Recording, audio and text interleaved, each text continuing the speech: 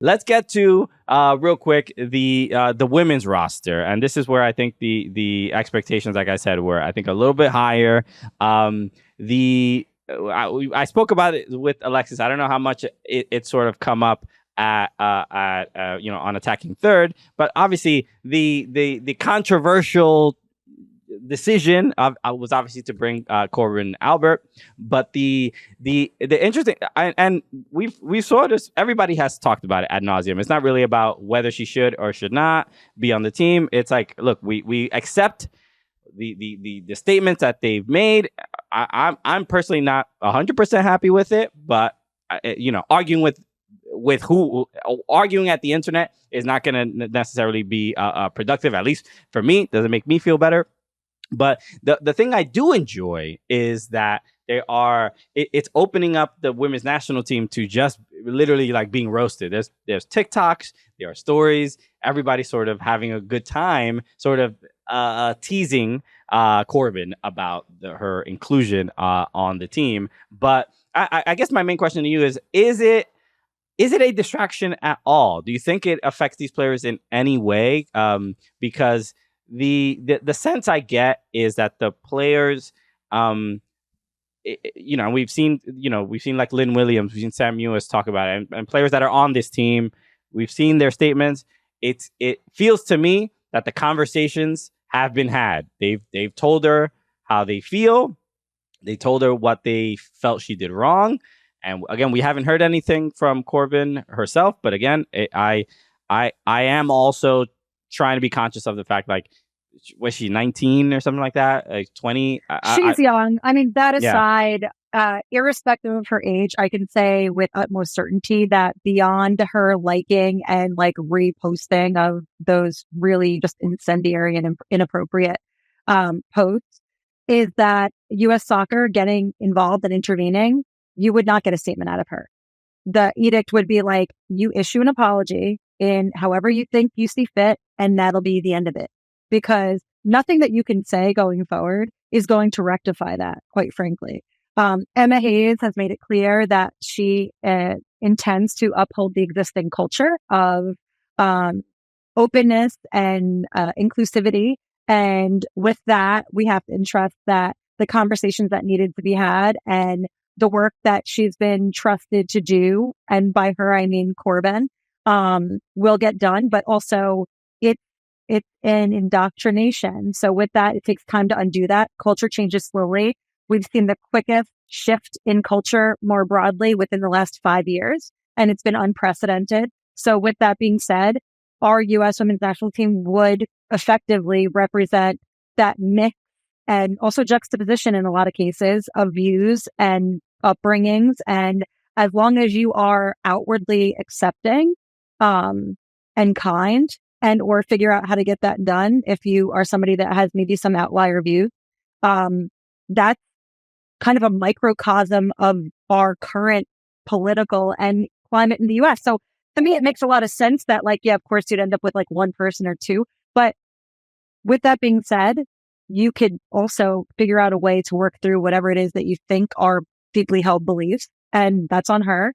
That aside, like, there are other conservative U.S. women's national team players that just managed to not project their own, you know what I mean? Like, they don't feel overly compelled to be hateful to other people or make comments or be suggestive in any way. And I think that is culturally accommodating. But like, for her to do the work, it's fine. Is Corbin a good player? Yes. Was she chosen for her ability to play on field? Yes. Do I think that she would have been included had she had given a different performance or interacted with her teammates otherwise in the prior friendlies? No. I think that was a trial and conversations were had and things were moved on beyond that. I think we have seen this before with like Hinkle going back, and the difference there was she refused to wear the shirt. She wouldn't represent the rainbow kit. She wanted no part of any of it. And I think that where we see a deviation here is that Corbin was receptive, wore it, whatever.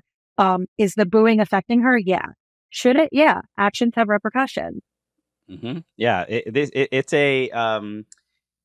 an interesting sort of dynamic, because I think the main problem is that we're not satisfied with the fact that we haven't heard anything directly from her, and then also the fact that U.S. soccer is sort of playing point when it comes to defending her behavior in some way, and not defending her behavior, but really just like saying like she's doing the work and so on and so forth. Yeah. So there's something that is just not satisfying, because obviously a lot of communities are hurt by what she, and it's also like, yeah, she hurt like the LGBT community, but also as a straight dude, I'm just like, wow, it also sucks. I mean, it's just like, why is this? Right.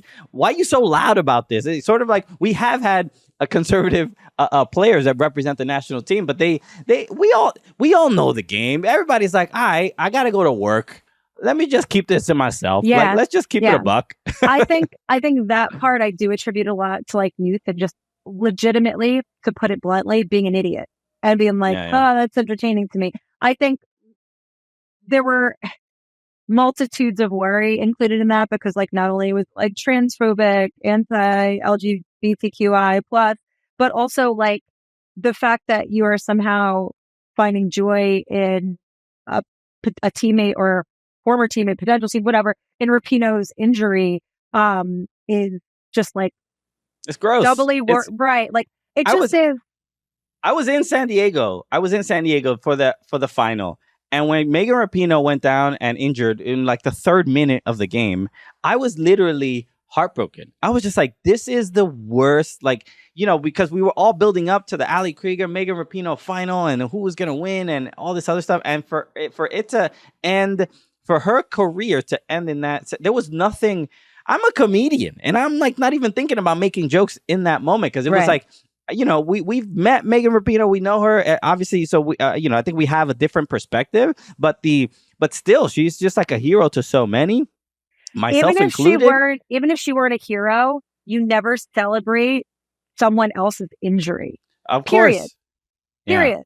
Like, especially when you are a player and you understand how valuable that time is for you as a player. It just is it's just distasteful. Yeah. It's so I mean, I want to talk about their actual play on the field. Yeah. I know what ends up happening is you know, and I get caught up in this too, because there is a lot of like it's entertaining. The drama is entertaining. Okay, I watch Love Island like every red-blooded British person. Okay, so I apparently am not red-blooded or British. I don't watch reality TV, but everybody's been trying to sell me on Love Island lately. I don't know what it is. I mean, it's just another reality show where hot people are trying to hook up and they say dumb stuff to each other, and it's you know, it's there's a formula and it works. Okay, so that's what they're doing. But the actual play,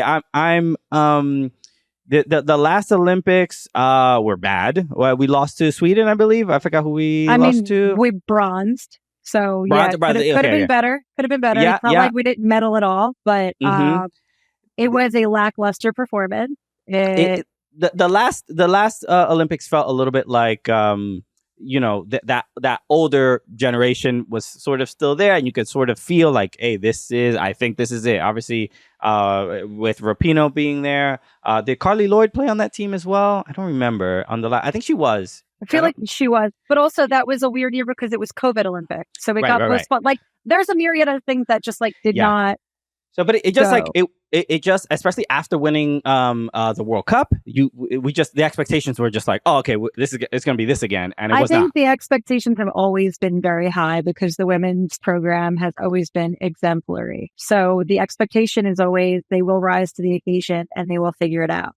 I think when we started to see at that last Olympics where they were a shadow of themselves, and it just didn't seem like they were gelling. They couldn't really get things to work, and things are going wrong. It just, I don't know. It was probably one of those like data points that you kind of pin and go, ooh, oh, is this is bad. Yeah. Is it like the beginning of the end kind of a thing? Or, you know, all the questions, you know, people were asking those questions during the Women's World Cup of like, has everybody caught up? You know, the other countries, have they caught up? But I was sort of asking that during the Olympics because that's what it kind of felt like. But the U.S. is playing against their first game is against Germany. The second is against Guinea, and then the third is against Australia. So that's not an easy group by any means. I don't think Sam Kerr, she's not healthy yet. She's not playing. I don't think she is, right? No, I don't think I don't she's think back. she is. I'd have to double check. I feel like no, not yet. Although it's only been like 8 or 9 months since she got injured. She'll be back for regular season. Sure. I don't know if she's back for the Olympics. I don't think so. So that game, Somebody the game fact against check me. Okay.